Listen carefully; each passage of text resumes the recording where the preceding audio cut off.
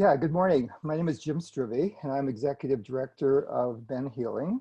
To begin our session today, I want to take a brief moment to honor that each of us assembled here via Zoom are doing so from some physical location that has been inhabited by Indigenous ancestors before ourselves. As we engage in our work to end sexual violence in 2020, we must not overlook that the land we occupy has history and retains the memory of violence and trauma that has been experienced by previous generations of Indigenous people. In remembering them, we honor their spirits and the rich legacies they have left behind. By engaging in healing work here at the Script Conference, we must remain committed to also give back to the land and add to a legacy of love and deep connection. Let us take a moment of silence to honor our Indigenous ancestors.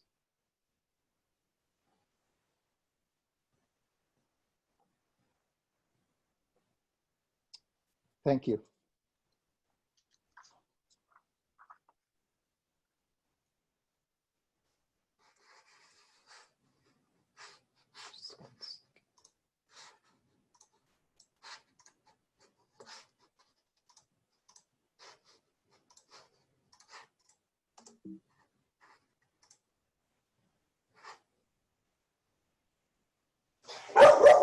There are 200 men standing in our studio audience right now.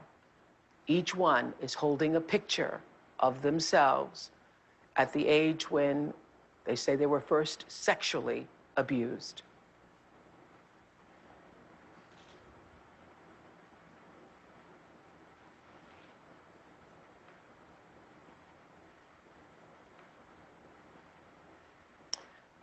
These courageous men are standing together to lift the veil of shame today because what happened to them as young boys has profoundly affected who they have become as men.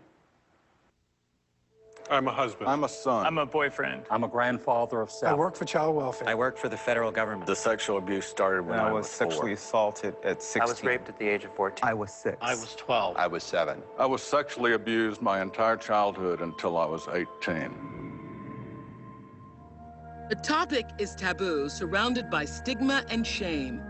It's a silent and devastating epidemic with numbers that are really staggering. It's estimated that 1 in every 6 men has been molested as a child, 1 out of 6.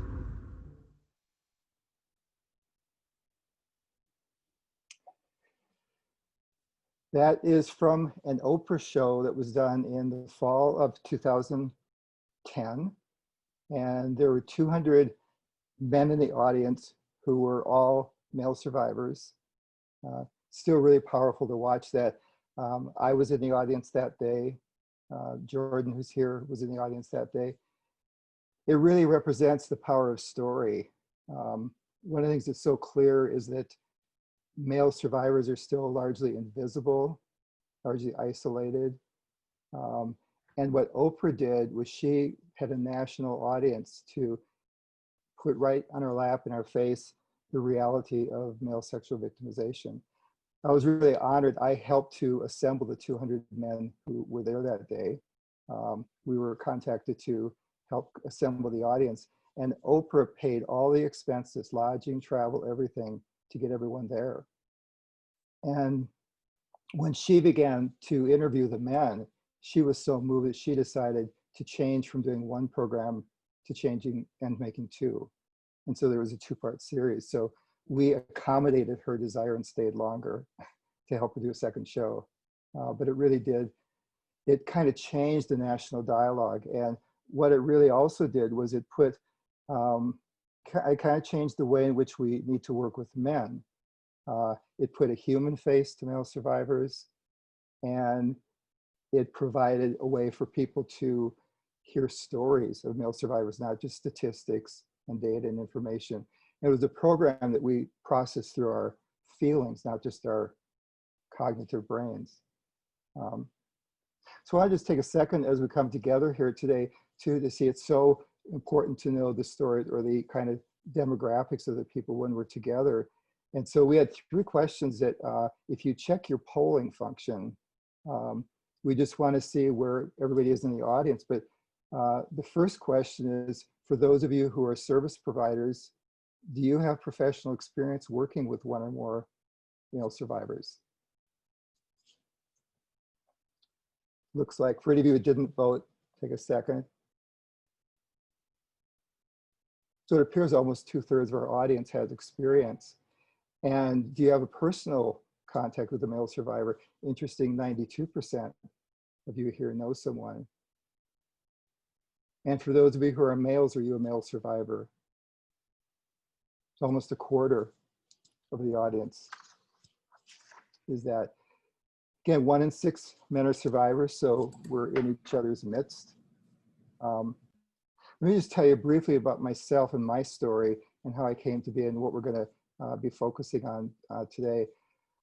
My story about this journey for conscious awareness began in 1976 when I accidentally got a job working for child welfare and got promoted into child protective services. And so because there's mostly a female staff, I very quickly began to work with the males. And for a bunch of years in child protective services and residential and in the hospital, I worked with boys and men who were sexual victims. And I went back to school and got my MSW. And I had devoted my career to this field. And in the process, one night in 1982, 6 years after I had started first working with this and being immersed in the profession, one night in group, I heard a man talking about his story, and it flashed past my eyes as that was my story too. And because my childhood had been so pervasive and so common, I just assumed it was normal. And it never even occurred to me that what happened to me was sexual victimization. Here I was 30 years old, working in the field for 6 years, and it was story that prompted me to see that's me too. And what that did is it really catalyzed me into, okay, I guess if I'm going to work with this, I better do my own work. But I couldn't find anybody. I couldn't find anybody except for maybe up here that was in doing this. So kind of anybody who knows me knows that I'm a dog with a bone and I don't let go. And so I said, I am going to change this. And about 30 years old, I said, this is the rest of my life. This is not going to happen to someone else. And so now for 45 years, I've been a social justice warrior for this issue. And kind of the short version is part of the thing to change the trajectory. In 1988, myself and 2 other colleagues, we decided to take about having an add-on day to a sexual offenders conference to gather together people for a summit to talk about non-offending male survivors since 1988. And 200 men showed up. And so with that, we decided that we would, the next year in Atlanta, which is where I was living, we would go ahead and do a standalone conference. And at that conference, the next year, 450 people from 14 countries showed up. And so we were off and running. We kept meeting, kept doing conferences. By 1995, formed a national organization just to work on this issue. And then by 2001, we started doing 3-day healing weekends of recovery. And this coming weekend, we will be doing our 80th weekend event. So we've been doing it for a while now, lots of people coming through. In 2017, the weekend recovery program, we reformatted as MenHealing. So we've now been operating under that umbrella since then. And one of the things that we have done is the Oprah program and the catalyst that that had in terms of generating people coming forward. We've really taken a committed effort that a lot of our work is going to be around story, and that we want to help men be empowered to share their stories, and we want them to spread the word to inspire other men. So what we've kind of done, part of the nuts and bolts of our organization is in our weekends, we try to create safety for men to tell their story in a really structured, safe way. Some of them have never had a chance to do that before. And we model what it's like to be listened to as you tell your story. We've started a video project where we're helping men, the 3 guys who are here sharing the program today are all part of that, to publicly share their stories. And what we're learning is that two things. One, in 2020, all these years after I started doing the work, all these years after Oprah, male survivors are largely still invisible and therefore feel isolated. And what we're realizing is what's changing the trajectory, hopefully, is not, again, the cognitive facts and figures, and it's the stories. It's the stories. And so we're really, really committed to using story to, through our Beyond Survival video series, which you'll see some today as we go through with community forums, etc., that stories are going to want to make men realize they can get help too. And the stories are not about all the trauma of what happened, but about hope and healing. And I think you'll see as you watch some of the videos we're going to share with you today, our desire is to inspire. And what I'm hoping we can do is create a whole cadre of social justice warriors going out and not being afraid to talk about their experience and inspiring others. So one thing I want to acknowledge is the four of us on this particular presentation, we are all white. We have to be transparent and above board and own that we're all white. However, our focus on stories and our focus on our organization is that we're committed to not only learn from the diverse ways that people choose to tell stories, all the rich traditions of how people tell stories. There's lots of ways, and we're trying to incorporate all that into our work so that it's not just done one particular lens. Our organization, we have a diversity of staff, board, and support staff around race, gender, sexuality. And as an organization, we're committed to being social justice oriented, to being anti-racist in our mission, and to be collaborative amongst ourselves and with other organizations. So we want to model nonviolence, hope and healing, and respectful relationships. One of the things I want to just build on, Deborah yesterday made the comment that we have to be aware that individual actions have a ripple effect. And I wanted to share, this is something I say at every weekend that we have for the story. As the men are gathered in the room, will be 28 men, and we'll do something, and I always tell them this story based on having learned this from the Buddhist monk, Thich Nhat Hanh. He talks about up in the sky, there's water in the clouds, just little drops of water. And one drop of water at a time falls to the earth, just one drop. And as one drop falls, if it meets one or two other drops, it becomes a puddle. And if a puddle is fortunate enough to have some other drops come down and join them, they become a stream. And streams begin to have movement. And streams flow and they begin to find their path. And streams always generally find the river. And then rivers gather force. And rivers have the idea to be a lake, or a flowing stream, or flowing river, maybe rapids, maybe calm. And eventually all the rivers reach the ocean. And the ocean is this huge force and energy. And so much of our earth is built around the power and the energy of the earth. And that is just drops of water that have found their way.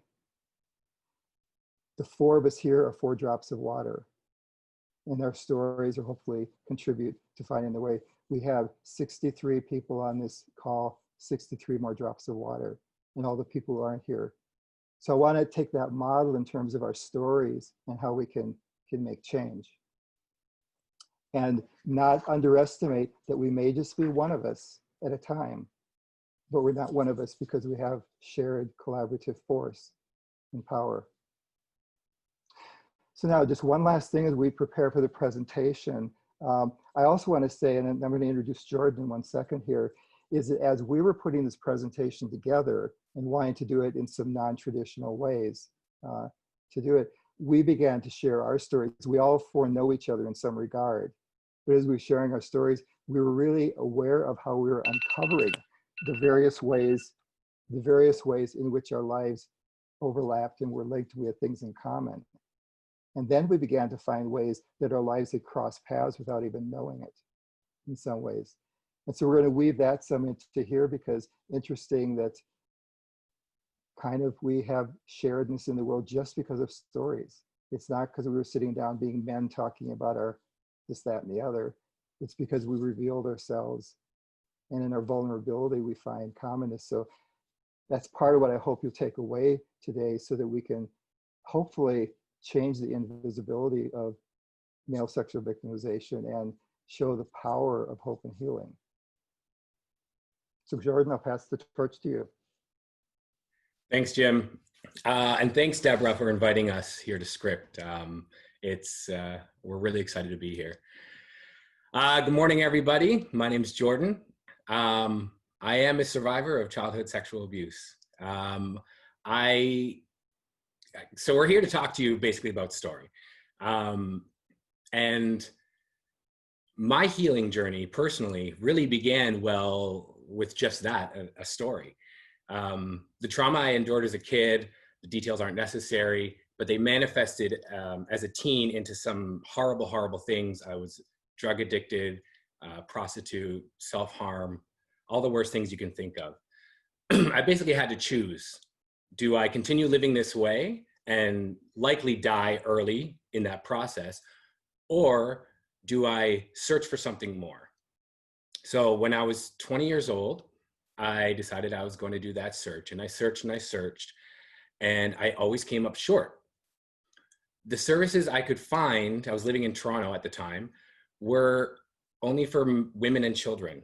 And this devastated me because I felt like this idea continued to instill in me that I was one in a million, that my story didn't matter, that I didn't deserve to be heard or to be helped. And it was really out of this desperation that I came up with an idea that in hindsight was kind of ingenious. I needed someone to hear my story. So I wrote it down, pen and paper, I wrote it down. Not all the crazy details, but at the end, there was about 5 pages, lined paper with blue ink. I folded it up, I stuffed it in an envelope, and I wrote, "Please read me," on the front of the envelope. I went on the subway. I discreetly put the letter onto one of the seats, and I sat across from it, and I waited. About 10 minutes later, the subway stopped at a station. A middle-aged woman got on. She sat beside my letter, and she just kept looking at it. And I watched her, and then she picked it up, she opened it, and she began to read it. And as I watched her read it, I saw tears come down her cheeks. And then I knew someone was finally listening to my story, and it changed my world. And then the beginning of my healing story started. When I found the Weekend of Recovery program, I was skeptical. I thought all the men that were going to be, I was going to walk in there, it was going to be a weirdo. I wasn't going to be able to relate to anybody. They'd all be crazy. But when I stepped through those doors, the first time to meet everyone, there was this instant relief, this instant connection, and I knew I was going to be heard and understood. And then, so now going back to the Oprah show that we showed earlier and Jim was speaking about, when I was approached about appearing on that special episode of Oprah, I was 100% all in. At that point in my recovery journey, I had already become comfortable enough to share parts of my story. I was doing some public speaking and some outreach on male survivorship, and this seemed like a golden opportunity to continue that. But my scope of these things was still tiny. And I felt like we, like male survivors, were this niche group of people. And boy, did that change when we showed up to Chicago to go on the show. Oprah blew the lid off these things. A celebrity of her stature and her reach, doing back-to-back episodes on male survivors' stories, it was incredible. And it wasn't just me and the small community I was used to anymore. It was male survivors were being featured on international television with one of the most influential people in the world. And my entire outlook completely changed. I was no longer part of this, what I thought was a small and marginalized community. I was part of this huge brotherhood, this worldwide brotherhood. And our stories were finally going to be heard. The experience for me was transformative. I pretty instantly turned into an advocate and, like Jim said, a soldier for this cause. I left Chicago, that was like 10 years ago now, with a purpose. I left Chicago with a purpose to not only continue my healing, but to also spread that awareness to as many people as I could. And I did that. And I became a pretty successful and passionate advocate and public speaker in the field, working with tons of organizations in Canada, First Nations people, the Ontario Provincial Police, and we done good. Like we did a good job. In 2014, we were awarded a medal by the Queen for our service to the country, the group that we had put on conferences. And it was just more validation that what we were doing, the fight that we are fighting, was worth it. And it just pushed me further. So without this Oprah show exposing all of these stories, I wouldn't have gone on to do this. I wouldn't be here right now talking to you guys. So it just speaks to the power of something like that in these situations. Like when someone that powerful in the media can promote what we are doing, it just speaks volumes. And with that, I'm going to give it over to Drew, who wasn't at the Oprah show, but was watching the Oprah show. Drew? Thanks, Jordan. Thanks for sharing your stories. Some things you shared just now are new things that I didn't know about you. So thank you for sharing. I remember that night like it was yesterday, the night that I first watched the Oprah show. It had been 13 years since I had been abused the first time, and 2 years since my perpetrator had been released from a 10-year prison sentence. And I had still not addressed head-on how my childhood abuse had really affected me. I wanted to believe that it hadn't affected me, that I was strong enough to not have to dive deep into that. In other words, I was living in denial, no doubt influenced by growing up in a very lonely and stifling family in which emotions took a back seat and family image was everything. You only think you're gay because of that man, I remember my mom telling me years later. With no one to safely turn to, my abuse continued to haunt me into my 20s. And like many of my generation, I turned to the internet. It was on YouTube late that night, 4 years ago, that I saw a video titled 200 Molested Men Come Forward. It was the first time that I remember feeling seen and heard. And I empathized and identified deeply with these men, their stories, and their struggles to reconnect and overcome what had been done to them. Little did I know it at the time, but this was really the beginning of my healing journey and of the hope that healing was even possible for me. Go ahead, Sam, and roll the video.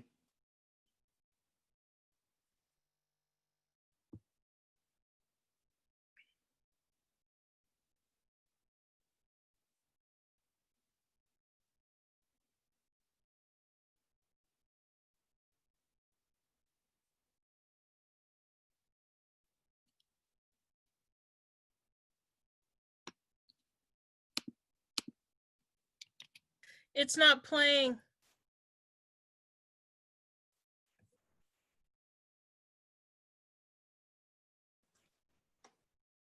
Sorry about that. Just a sec. It's okay. I just want to let you know it's frozen.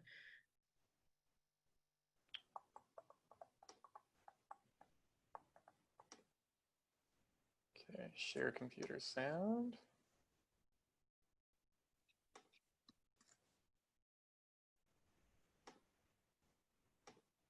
Screen sharing has failed to start. That's a new one. Okay, let's try one more time. Wait.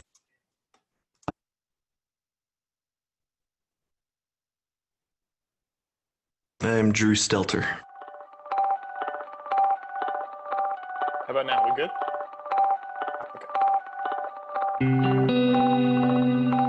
Yeah, it just, the issue of having been abused came up in my therapy. And when it did come up, it was just as like a passing by the way this happened to me. And then it kind of really took hold. And whether I wanted to or not, I had to look at it. I didn't really have a choice.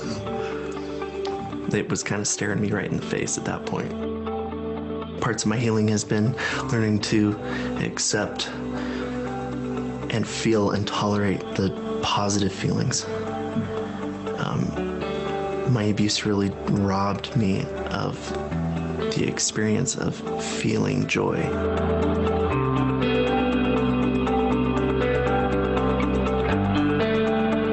I've always been one of those people that if there's something I love, I have to share it. And it's been really great to attend the weekends of recovery because there's a sense of brotherhood and community there that I've not felt in many places. And being able to share my story with those brothers and hearing their stories, I still feel connected to them. You know, just that feeling of I'm not alone in this. And that healing isn't, there's no end destination, there's no final destination. And healing is an ongoing process. And integrating it into my life has been really important, a lot of self-care.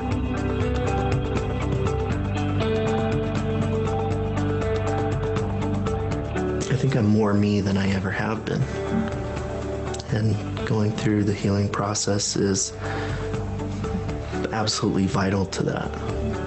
It's just a revelation to me, and I'm continually surprised by how much I like myself.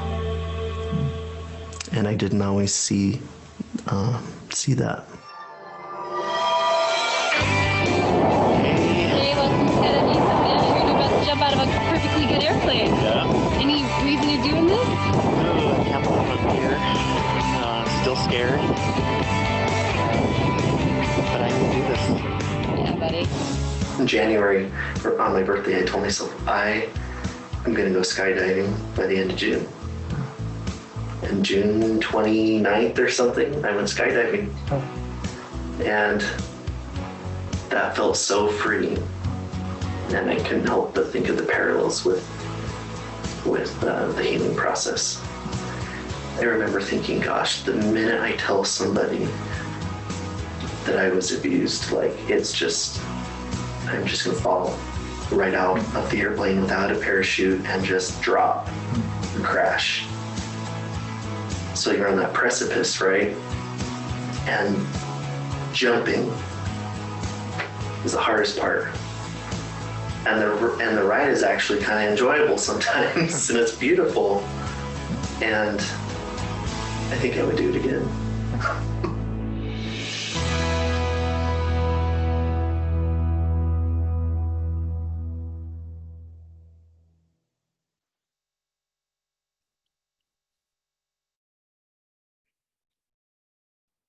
All right. That's the first time I've actually seen that since I filmed it, I think maybe a couple of years ago. Kind of an interesting experience for me right there. But from that Oprah episode, I was connected to MaleSurvivor and to MenHealing.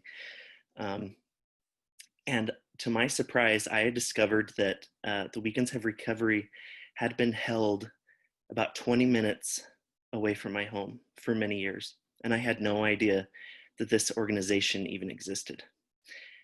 And so watching the Oprah show, going to the resources that were provided and figuring out that this was 20 minutes away from my home, I felt like the luckiest person in the entire world. I signed up that night, paid my fee, signed up. It was going to be in 3 or 4 months, and I went, and I never looked back. And it was at my first weekend of recovery that I shared my story for the first time. And even though I was surrounded by a small group of safe people who held me emotionally, the shame was still very palpable. And since that weekend 4 years ago, I've been invited by MenHealing to share my story again and again and again in a variety of venues and projects such as this one. And what Oprah had said on that episode was proven true. When you speak your truth, you take away the shame of what happened to you. I can now share my story at events such as this one without feeling shame. And I am so proud of myself and how far I've come. I consciously choose to own and use my voice to protect myself and others, and I refuse to allow anybody else to write my story for me. Sharing my story has helped me to take my power back. Now I will hand it over to Jim. So I hope what you can see is emerging, that our intention of finding ways to share stories to impact other men in the world also has impact on the individuals who are sharing their story. And just the transformative process of being able to do that. Jordan, Sam, and Drew were part of the initial wave of us launching this trial project of doing these videos. We now have 11 videos fully posted and some more in process. And what we're seeing again is, in terms of outreach, it's humanizing the issue. The stories are compelling, they're joyful, like jumping out of an airplane, if you find that joyful. But they're inspiring, if nonetheless, that you can take risks and try fabulous things to do it. So that's what we want to keep modeling. And what we're beginning to find and hope is that men who are afraid to tell anyone, the average length of time for most men to disclose is 20 years. But for men to tell anyone, to seek help, to try to get someone to work with them is so scary for so many men. And we're trying to inspire men to realize the joys of healing. And two other things that we're weaving into this, which is really helpful maybe to say here, is that we also need to, in the process with these stories, challenge toxic masculinity. Because all the norms of toxic masculinity are one of the things that have shut down the issue for male survivors. And with that, one thing that we're very clearly doing now, very actively in the last few years, is we're challenging the medical model paradigm of PTSD, post-traumatic stress disorder. What is totally unbalanced about that is if you witness a shooting, if you are privy to a car accident, etc., you're not disordered. And yet we treat survivors as if they're disordered. We pathologize survivors, we blame them. And what we really need to do is to shift the frame, the paradigm. It's injury, injury, injury, not disorder. Post-traumatic stress injury. And if we approach male survivors, all survivors in that regard, that changes the whole trajectory as well. So we're trying again to show in these stories that people are healing from injury, people are recovering, to inspire other people to heal from injury, and by humanizing it, not pathologizing it,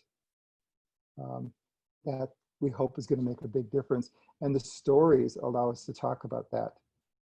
You didn't see so far, and you're going to see more. I'm going to pass it to Sam in a second, but Drew is not a disordered person. Jordan is not a disordered person. I'm not a disordered person. Sam's not a disordered person, but we sure were injured. We sure were injured. And that's what we want to work with, because you can heal from injury, and there's hope. So with that, let me pass it on to Sam, because Sam has a very interesting story.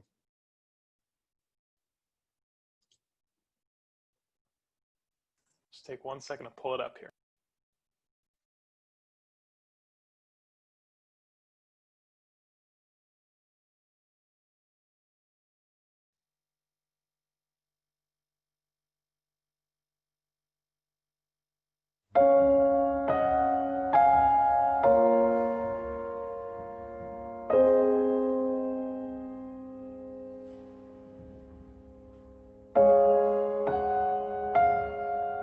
My name is Sam Katz. That's Samkatz.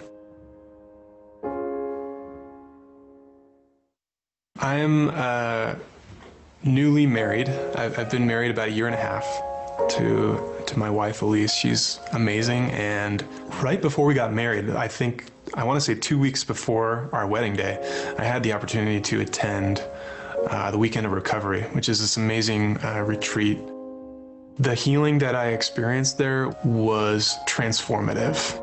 On my wedding day, I was able to be completely present and open, and I was able to receive this tremendous outpouring of love shown to me by all of our friends and family that came to Whidbey Island, Washington from all over the country, and they were there to celebrate us.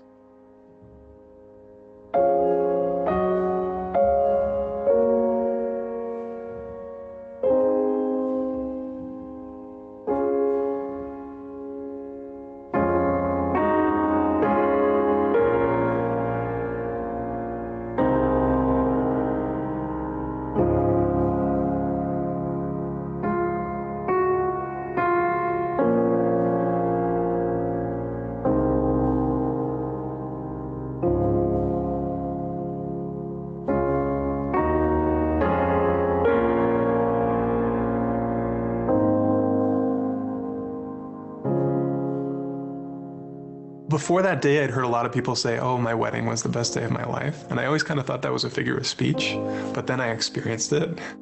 It was a perfect day in every way.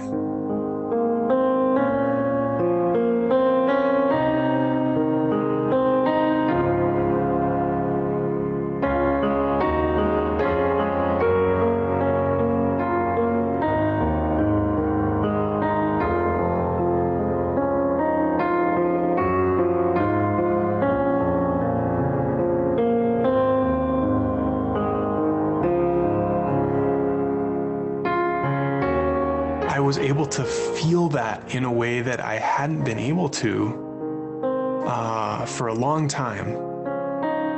I think that really was what was taken from me when I was abused, was this ability to feel and to be vulnerable and open to those emotions and to show those emotions, you know, and share that with other people. On my wedding day, it was like 180 degrees opposite of that. You know, I felt and was able to really experience every ounce of joy that was in that day. And it was just, I'm so grateful, you know, that was the best day of my life.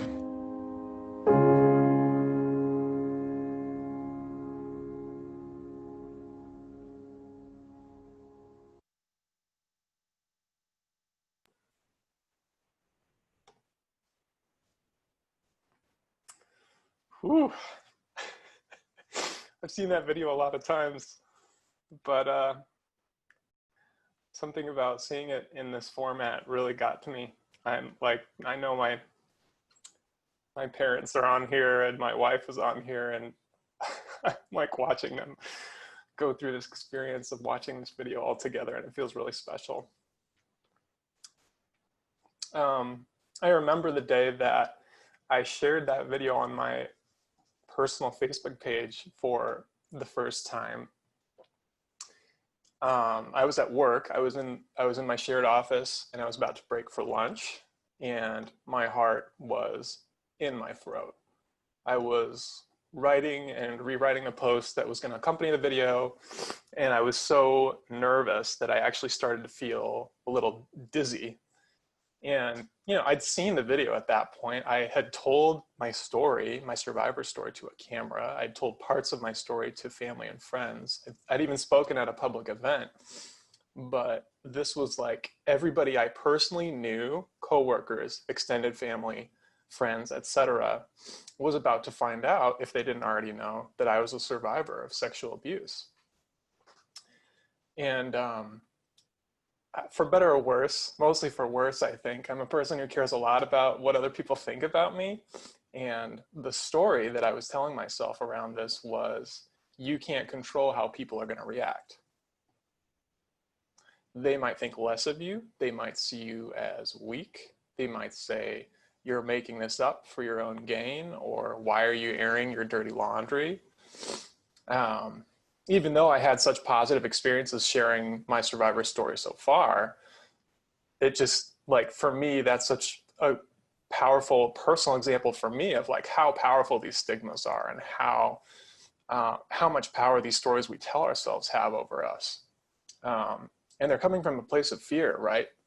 But I knew fear by then. I knew that it was there to protect me and that it had served its purpose and that I didn't want to be a hostage to it anymore. I didn't want to be walking around hiding this thing. It's not shameful to be a survivor of sexual abuse, but I was still acting like it. And that acting costs energy. And I felt like it was limiting the possibilities that I was open to. I felt like it was limiting what I considered myself capable of. So I took a deep breath, I grounded myself, I asked for courage, and I hit that big blue button and set myself free.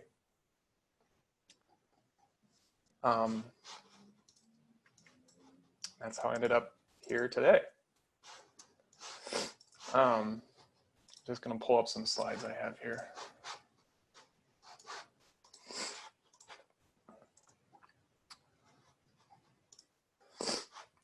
So, you know, one of the things I want to talk about is why stories like this matter so much for male survivors of sexual abuse. Because a lot of male survivors struggle to be open about their abuse, right? They feel closed off, isolated, alone. And telling your story is the antithesis of that. It's openness, it's freedom, it's connection, it's love. That's why sharing my survivor story felt so cathartic. I didn't have to like hide anymore. I didn't have to feel ashamed. I didn't have to feel alone. You know, all of us attending this conference work in different fields. We have different experiences. We have different perspectives, but we share the goal of ending stigma around being a male survivor of sexual abuse. And what our group is here to tell you today is that one of the most effective ways that you can end that stigma is to truly listen to a male survivor's story. And then if you have the means and the person's permission, amplify it. When survivors feel really listened to and understood, they feel less shame, they feel less alone.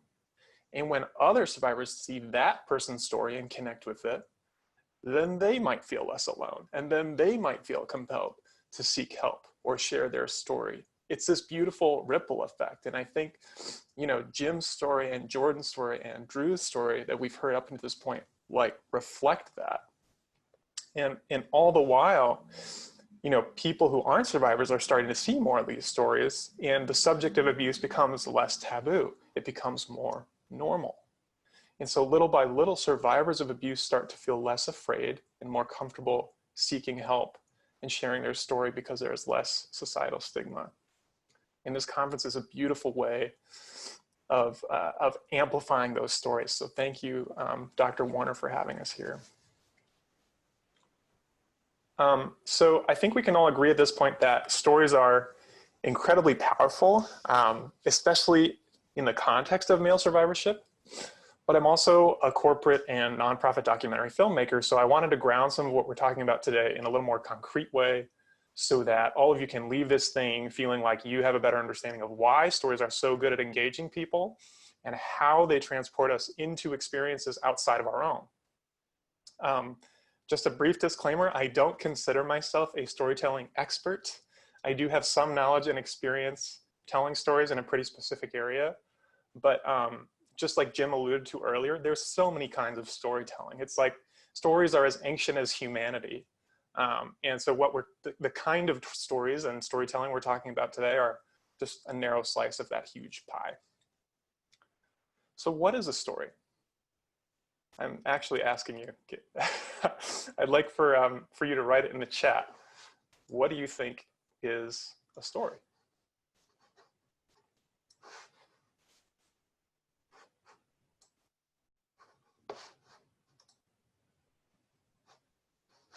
Anyone? Anyone? There were no wrong answers here. A narrative, your truth. Collection of content and narrative and emotional backing, a sharing of one's personal experience, beginning, middle, and end. Yes, these are all great definitions. A way of understanding, a piece of who you are. Oh, I'm loving these. Sharing your experience. Yes, all of these are great definitions of story. They inform and bring up hidden feelings, yes. So a really easy one from a very basic standpoint is kind of your textbook definition. A story is the retelling of events, often from a single perspective. And that's from Patrick Moreau, who's founded this organization, Muse Storytelling, that has informed a lot of my work in video production and the way that I think about story. So I woke up, ate breakfast, wondered what I'm doing with my life, and fell asleep on the couch. That's a pretty crappy but typical quarantine story, okay? That's a story nonetheless. So we hear and see and tell these all day long. When you're talking to your partner or your mom or your friend, when you binge watch Stranger Things, when somebody describes their business. Robert McKee calls stories, he's this screenwriter, kind of like guru. He calls them the currency of human contact. So we're immersed in stories. Michael, story of my life, yes. Yeah, me too, man, me too. So why are stories so good at engaging people? Well, we have some research that tells us why they're so good at engaging people. We're wired for them. So this guy named Paul Zak, he has done a lot of research around story, and he showed that when we relate to a character in a story, our brains release a chemical called oxytocin, which some of you may have heard of. It's a chemical that's associated with empathy and connection. And he also showed that this forged connection makes it far more likely for a person to care about a cause and take action. We'll talk about that a little more in a second. So again, just bringing it back to this bigger picture, why was storytelling more effective at reaching survivors than data? Empathy, right? That's what I want to bring it back to. Data by itself can't do that, but a story around the data, contextualizing the data, can do that. Another thing about stories is they strengthen the connections between the left and right sides of your brain. So in other words, they help you connect your creativity, your emotions, and your rational thinking. This helps us absorb and retain and integrate information into our lives. So thinking back to the Oprah segment, the story that they create around that statistic 1 in 6, that helps you retain that statistic, that makes it feel really important. So stories are also a really useful learning tool if you ever need to teach someone something. And there's a lot more fascinating science about this, but suffice it to say that compelling stories result in narrative transportation, which is where you lose your sense of self and become fully immersed in the world of the story. So I think we've all experienced this. Just think about the last time that you were very powerfully emotionally affected by a film or a TV show or a book. So like for me, the film Call Me By Your Name comes to mind. In my mind, that's like one of the great films of the last 2 decades. And I was a blubbery mess by the end because I was so transported. I was narratively transported by the characters. And I lost my sense of Samness a little bit. I felt like I was Elio and Oliver, like I was feeling how deeply they loved one another. And I was recognizing that powerful emotion as the way that I felt when I fell in love with my wife. So I want you to think of the last story that you experienced and that made you temporarily lose your sense of self and feel something, just feel something, and share that in the chat. Could be a TV show, could be a book, could be a movie. I want you to share something that made you, that narratively transported you. From a philosophical perspective, McKee, this kind of screenwriting guru that I mentioned earlier, wrote one of the seminal books on screenwriting called aptly Story. He says that stories are our best effort to make sense out of the anarchy of existence. I love this quote because, you know, what it's getting at is that stories give us a sense of control, a sense of meaning. You know, right now, we're in the midst of a global pandemic. We feel very out of control. Yeah, hands down. Yeah, exactly.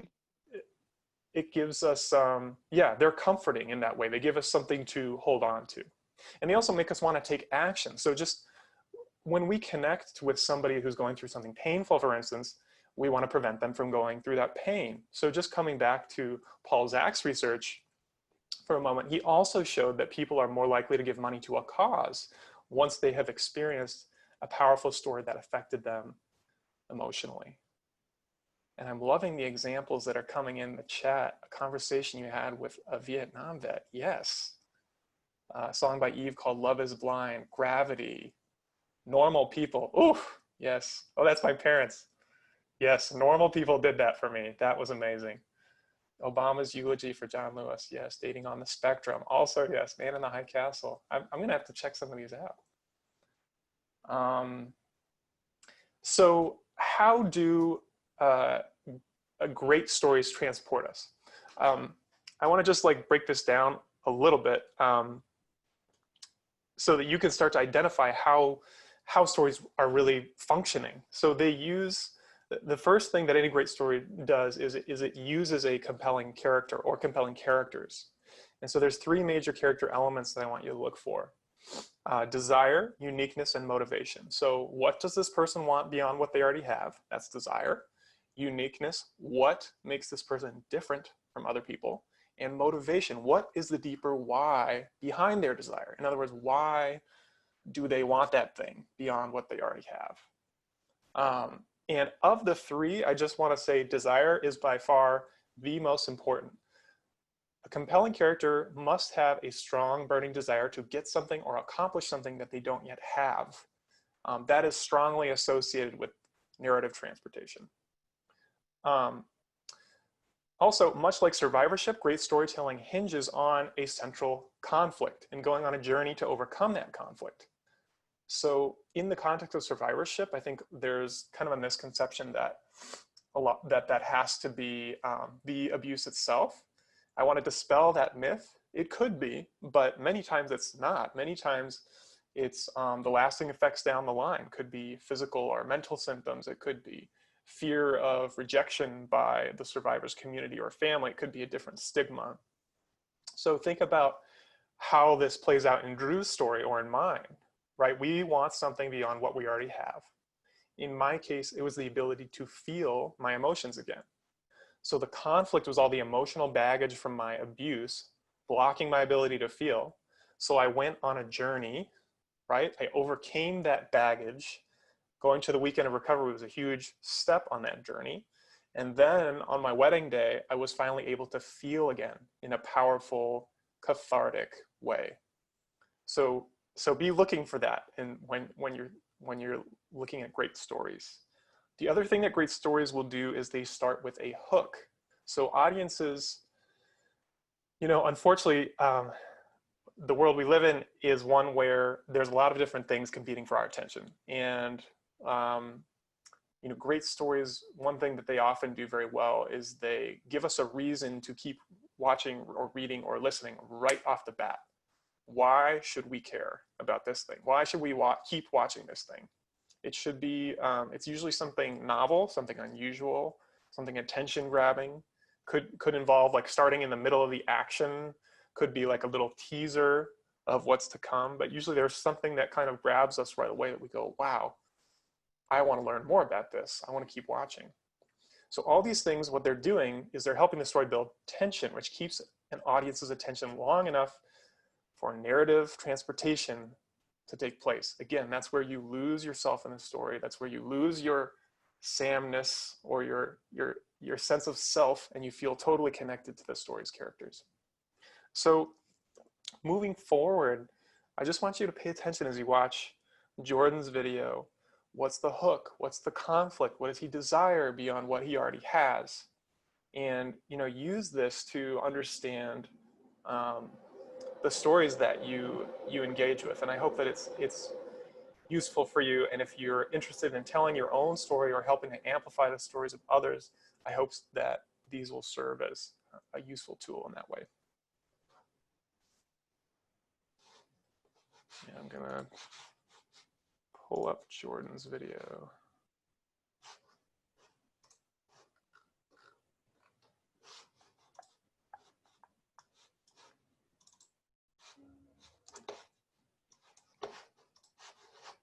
Just a minute, sorry, juggling.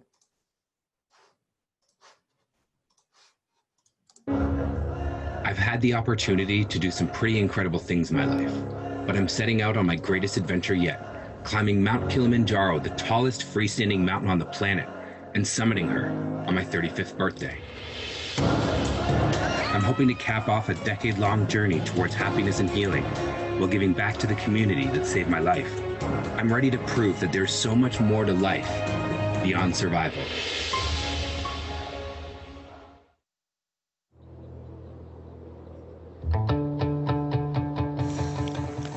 .30 in the morning on January 24th. It is summit day. So it's time. It's been a wild ride getting here, almost 2 years, but today's the day we get to the top of Mount Kilimanjaro. I'm pretty proud of myself. It's a bit cliche, but you really can't do anything you put your mind to.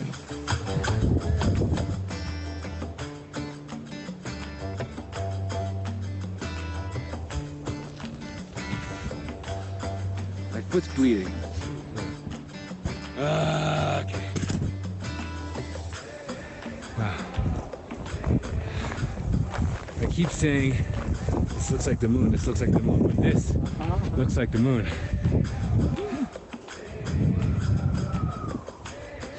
Perfect. 8 days and we are very close to the highest point in Africa, Uhuru Peak.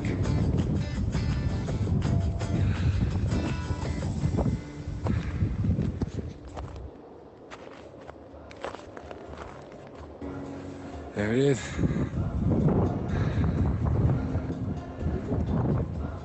As I saw the summit off in the distance and I walked toward it, time slowed down.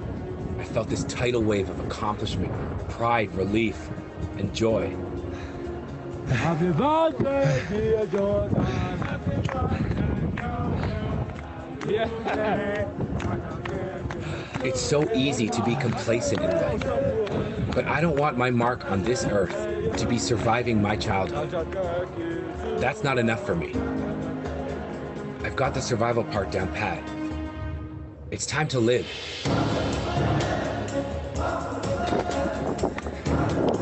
We made it. Day 8, champion.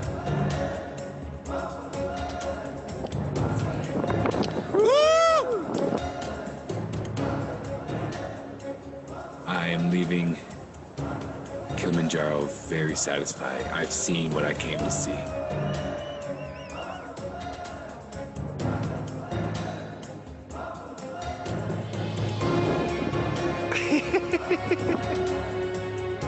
Let's hope I make it through this freezing cold, windy night. Good night. Good night. But I did it. It's over. I made it. Kilimanjaro Expedition Challenge is done. Getting to the summit of Kilimanjaro is all mental. That's it. It's been wild. You did it. You did it. You could defend it. This last 10 days has been absolutely incredible, transformative, life-changing, amazing, all that great stuff. There's something about being on this mountain for the last 10 days. It's really spoke to me. 2, 3, cheers! I've loved every minute of this whole experience. All of it. It's been awesome.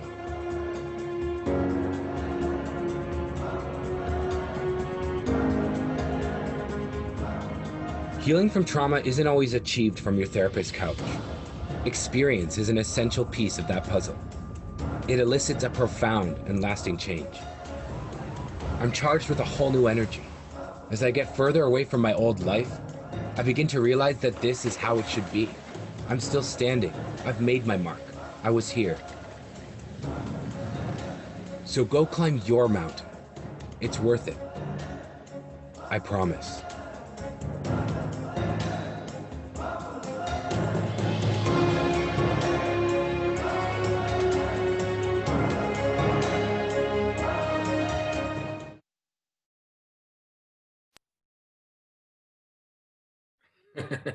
Thanks, Sam.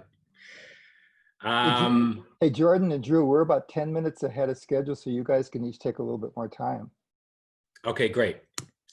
So that was just the last 5 minutes or so of the whole. It's about a 20-minute little short documentary I made. You can watch it on our website, menhealing.org. So the whole journey started out as me trying to climb a mountain. It turned into way more than that. You can see by the bit of the trailer at the beginning of that, at the beginning of the excerpt there was a whole lot of other things. I spent a whole lot of time with a Maasai tribe, and I did a whole lot of other stuff besides climbing the mountains. So the thing turned into way more than I expected. Anyway, go watch it. What I want to talk about is why did I do this? Why did I take on one of the 7 summits of the world and make a video about it? And the whole adventure sort of started because of 2 main things. One, I had this deep desire to give back to the community, like I said, to the community that quite literally saved my life. I wanted to do something. I wanted to do something tangible. I wanted to raise money to help others receive the kind of help that I had to do the kind of things that I'm able to do now. Because without the people and the services like MenHealing that held my hand through my recovery, I wouldn't be where I am today. The second thing is I wanted to inspire. Jim talked about this at the beginning, and I wanted to inspire. This again is twofold. I wanted to inspire allies, survivor allies, to understand the value of recovery and to support those initiatives like MenHealing. But maybe more importantly, I wanted to inspire other survivors themselves to do more with their lives. I wanted to prove that sexual abuse survivors can be so much more than just survivors. We can move beyond survival. In my experience talking to so many survivors over the years, many survivors get to a place in their recovery where they're okay, where they become just okay. And I'm not here to tell anyone how to live their life, but for me, being okay isn't enough. I need to disrupt that feeling. We all wear this sort of badge of survivor, but I don't think we can label ourselves necessarily. Being a survivor for me was only a small part of my story. I didn't want it to be the main event any longer. And that's a big part of why I decided to do this. I wanted to move beyond just being a survivor. I didn't want to, for so long, I sort of, I led these horrible years in my life, and then I went through recovery, but then my life just seemed to be just about recovery. And I was like this poster boy for being a survivor. And that started to get on my nerves. I didn't want to be known as Jordan the survivor anymore. There's so much more to me than that. So I wanted to prove that I can go on and we all can go on and lead these full, enriched lives. We can go on adventures. We can do things that we've only dreamed of, and we thought that we never could maybe do. My dream was to climb a mountain. I'm an outdoorsy, adventure kind of guy. And growing up, I was never, I see these National Geographic documentaries and this BBC stuff, and I'm like, that's awesome. I wish I was Indiana Jones, but I'm never going to be able to do that. And when I sat down and I started to think about what can I do that's going to both serve me and serve the community I'm trying to help. And I was watching a mountaineering documentary about Meru or something. And I said, oh, these guys are so amazing. And I said, you know what? I'm just going to go climb a mountain. And I'm going to do it for charity. And then I made a commitment and I stuck to it. And I spent a year fundraising. And I didn't want this dream to die. And I held my guns and I didn't let it. Took me 2.5 years to get to Africa. But the issue is that I couldn't just talk anymore about being awesome and going through recovery and stuff like that, because that's what I was doing for a long time. So my dream was to climb this mountain, and I wanted to show that. But if I was going to talk the talk, I needed to walk the walk. And so I spent 2 years training, raising money, and then I headed out to East Africa to do it. And bringing it back to what Sam was discussing earlier, I knew that if I wanted to make an impact with this, that this story needed to be compelling. And Sam was saying, pay attention to the conflict and the desire and everything within my video. If you go watch the whole thing, you'll get a lot more out of it. But there was 2 central conflicts that were naturally there. One, sort of the immediate one that's obvious, is Jordan versus the mountain. Physically, Kilimanjaro ain't easy. It took 8 days to reach the summit. I hiked through 5 climate zones, from a jungle at the bottom to ice and snow at the top. There's rain, there's hail, there's blazing heat, there's freezing cold, lack of sleep, you're nauseous, you can't breathe. And then there's the altitude, which makes all of that 10 times worse. It's Jordan versus the mountain. And then the second thing is Jordan versus Jordan. I needed to prove both to myself and in turn prove to everyone else that I can do this. And that my story didn't stop at surviving my childhood. My story is continuing and ongoing, and I wanted to show that. So I chose to climb a mountain.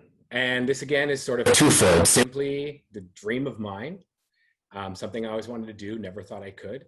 And second of all, I've had the opportunity to travel a lot in my life, and I've really found that adventure is healing.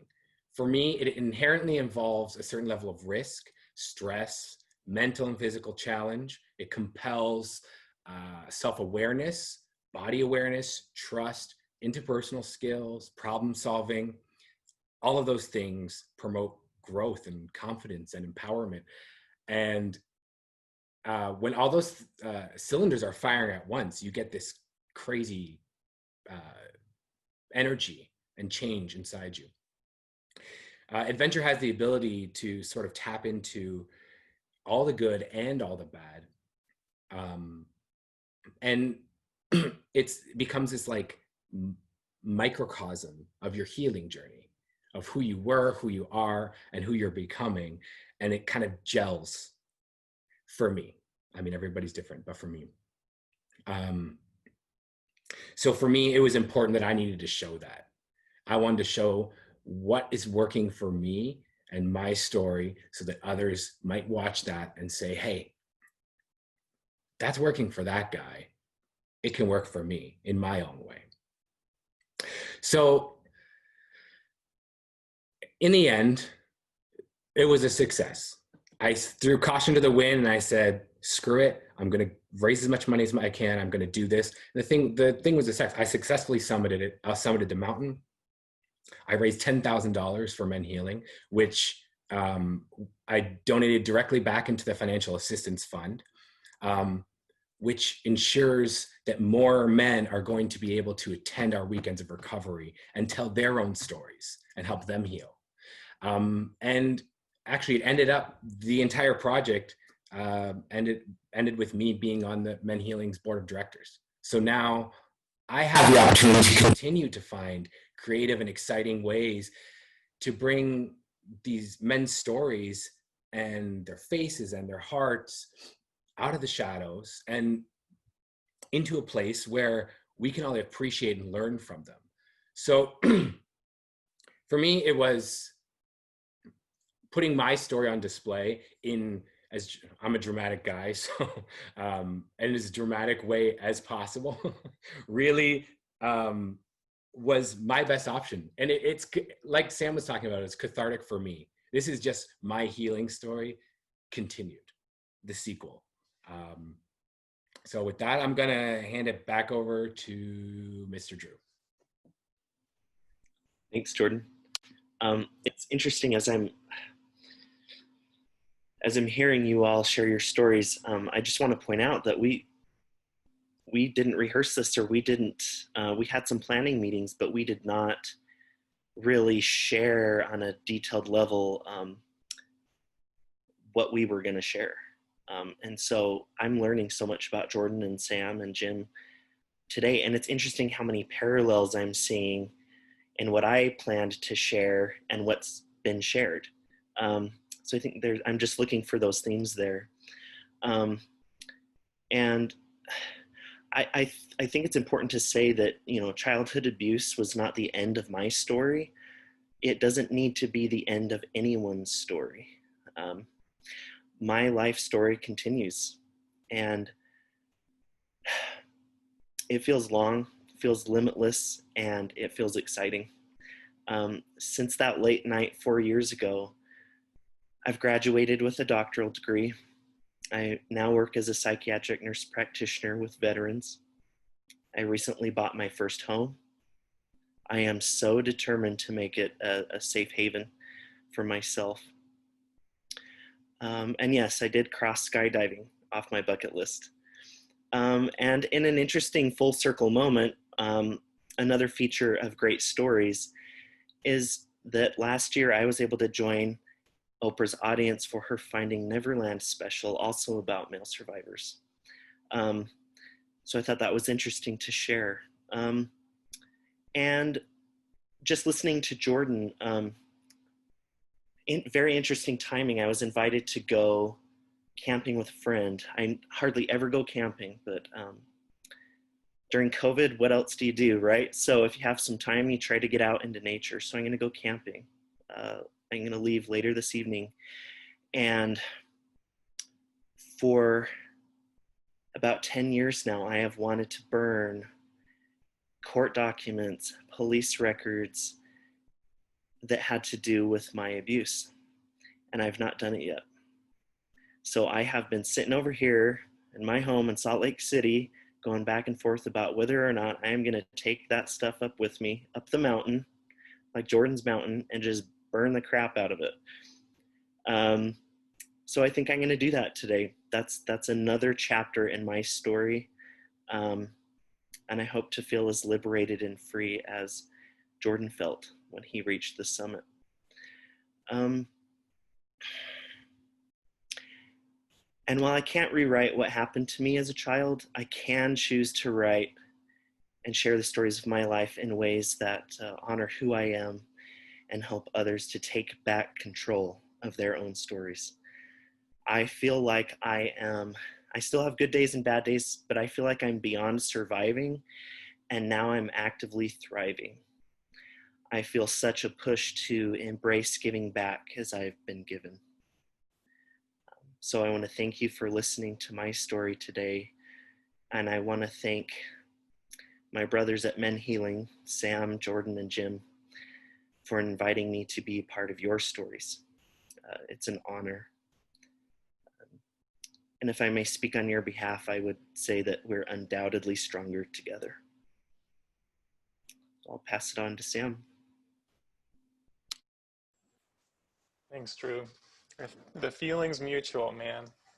I was watching that video of you earlier, and watching you watch your video it brought me so much joy. And I felt that I saw on your face this like sense of pride at like who you have become since you decided to tell your story and to stop hiding and start living. And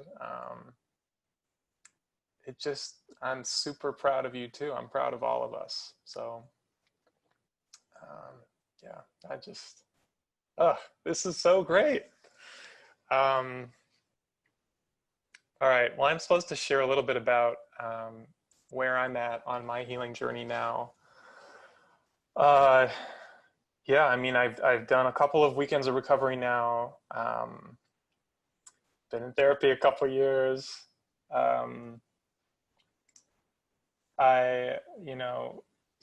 Speaking at this conference, I think that in this very public way feels like a big step for me personally. So thank you to everyone who's here listening, because it feels big to be heard, in this way. So thank you for your presence. I'm still involved with MenHealing. We're working on a couple of video projects right now to get their kind of put a face to their facilitators. So folks that are maybe on the fence about whether or not they want to attend a weekend of recovery can get an idea. This is who's going to be here. And this is what they're like. And oh, look, they're not so scary after all. Along with Drew, I'm part of a study that's researching the effects of like motivational interviewing and this sort of like specific curriculum, the effects of that curriculum on male identifying sexual and gender minority folks who are survivors of sexual abuse, and just carrying on. So it's just, it's hard to describe. I don't know what's next on this this journey for me, but I'm very proud of where I have gotten, and yeah, it just feels like a real gift. I saw a question, just because we have a couple of, oh, actually, no, I'll come back to this later. I'm so sorry. Jim, go ahead and take it away. Yeah, we should have some time right at the end there, because we go to 12, right? Yeah, that's right. Okay. What I just want to add, yeah, I am so proud to be working with this organization, and I hope part of what everybody can see is we are trying to be an organization that has a soul. We're trying to be an organization that through our relationships, that it really shows how collaboration, caring, loving, kindness, respect can make a difference. Because it's not just about the work. I think so many of us that work in different agencies with these issues, there's burnout, there's incredible fatigue, there's the overwhelmness. And what I'm really, really enjoying about MenHealing, and hopefully continue, is that everybody is energized and spirited. And we're not trying to be a corporate top-down kind of organization. It's the people that make the work. And as we build our survivor community, what we're trying to do is the people we serve are not just caseloads. They're not just numbers, they're not just tabulations, but we're really trying to proliferate relationships. And I think what you can maybe see here is just in the examples of the four of us, hierarchy kind of begins to change. Relationships begin to dominate. And we begin to form out of the experiences that we have with each other. And the board, is several board members here today as well. We actually do joint work between the board and the team.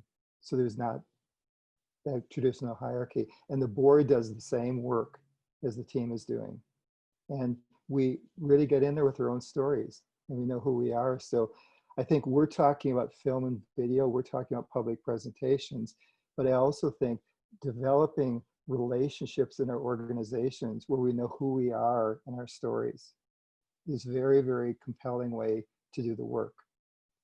And I know for me, that's why 45 years later, I'm not going to retire. This is too much joy and too much satisfaction. And I hope I can be hauled out when the end comes on the day I'm doing this work. So that's kind of the spirit and the energy that goes with this, because the stories are the linkage. And I want to stay till the end of the movie. So that's kind of the way I view the work and what I view we're doing. So thank you all for being here. One of the things that we try to blend into the weekend when we're helping the men learn to tell their story is the role of witness is just as important as telling your story, because we haven't been listened to. So we need to have the skill of listening and hearing. That is so powerful to have, where you just take time, forget about what you're going to say next, don't do it, and just listen. That's part of storytelling, taking it in and being there, because people feel the difference when they're being heard. They feel the difference when it really makes a difference, and it's not just obligatory. So that's the other side of storytelling that I think is really important. So thanks you to all of you who've been here in that way. And Sam, you wanted to offer some closing things and maybe deal with the question there? We got about 10 minutes. Just one quick housekeeping thing. If anyone wants to go into Jim and all of their Q&A, please let me know in the chat or by a thumbs up. Oh, and let me add one more thing before I do the platform.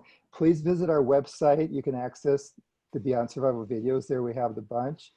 Subscribe to our newsletter. Every couple of weeks, we send out information about what we're doing. And we're really, really excited. We're just signing an agreement with the Men's Story Project to launch a TED Talk-like program that will start in January at a national level to begin to tell male survivors, help them tell their stories like we're doing here. We're going to plan a whole series of them while we're all locked down in COVID. So we'll have online presence, and then we'll translate them into in-person events when it is safe to do so. But I'm really excited. The whole project is going to be about helping men, coach them to tell their stories in ways that are compelling and engaging.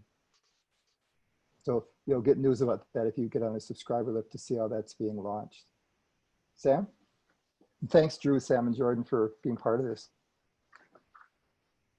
Thank you, Jim.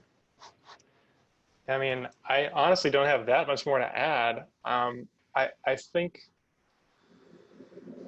you know, one thing to think about with all this is, you know, it is both, you know, and I think Jim got at this earlier too, like as important as it is to listen to other people's stories, and again, that is very important. It's also really important to know and understand your own story in a deep way. And I would just like, I would encourage each of you to think about what is at stake for you in this work.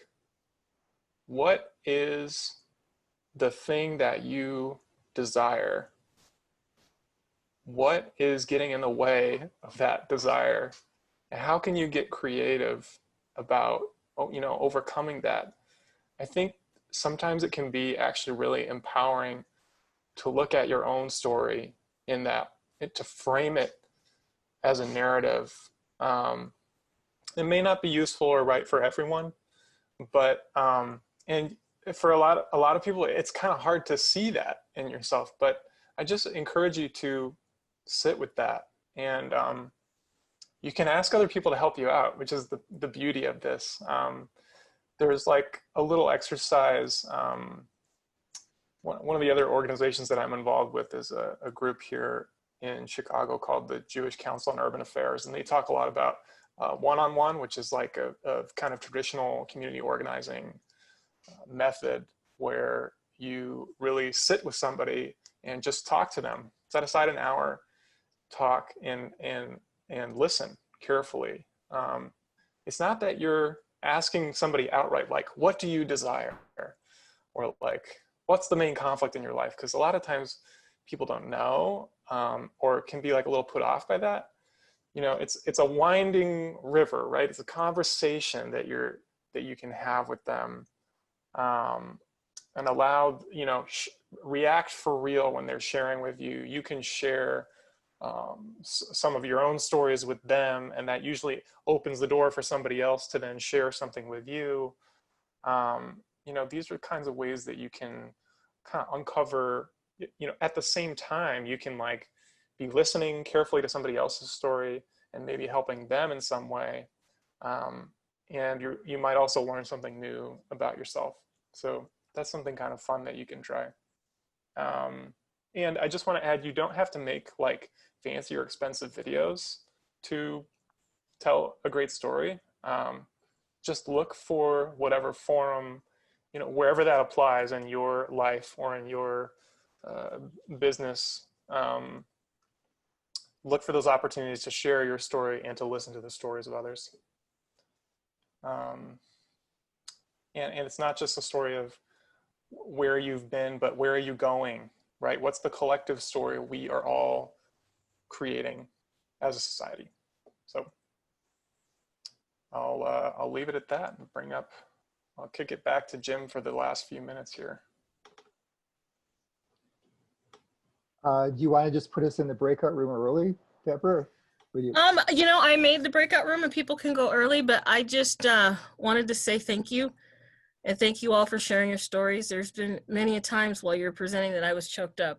You know, this conference was made because I am married to a survivor. Mm-hmm. And if people who know me know I can't do anything small, it's go big or go home, right? And he didn't think I heard him. Mm-hmm. And so I made this conference so people listen. Mm-hmm. And I think today you made people listen even more. Mm-hmm. And I want to thank you for that. Mm-hmm. And so it touched my heart. And as you can see, I was cheering and I was jumping as you were telling your stories, because I like to feel what other people feel. And I was just so proud to know you and be a part of this and to be on the board of MenHealing, and you blew me away. Thank you. You know, and also thank you, Deborah, for being on our board now. And two other people, Michael Munson and Joanna Colerain, I saw they're both board members that are there. We have the most amazing board. And again, what's different than a lot of organizations I'm used to, the board actually likes each other and has fun together. And we're playful. What a novel idea. I know, it's a novel idea. And yeah, we're really trying to promote that. Deborah's really a part because she likes to have fun and helps to influence with that. So thank you. And thanks for inviting us to be here. Every year you're part of the family now, so you will be back. I will be knocking on your door, and it's not a floor knock because I see you once a month. Yes. But you know, this is just, it's amazing, and I believe everybody was moved and touched by this whole thing. And so yeah, I'm blown away. So everyone who wants to be in a Q&A, just let me know, but I have put them in the Q&A, and our next speaker is here. And again, applause for all of this, and thank you for telling us your story. Thanks. Thank you, Deborah. And my little son wants to now hike the mountain.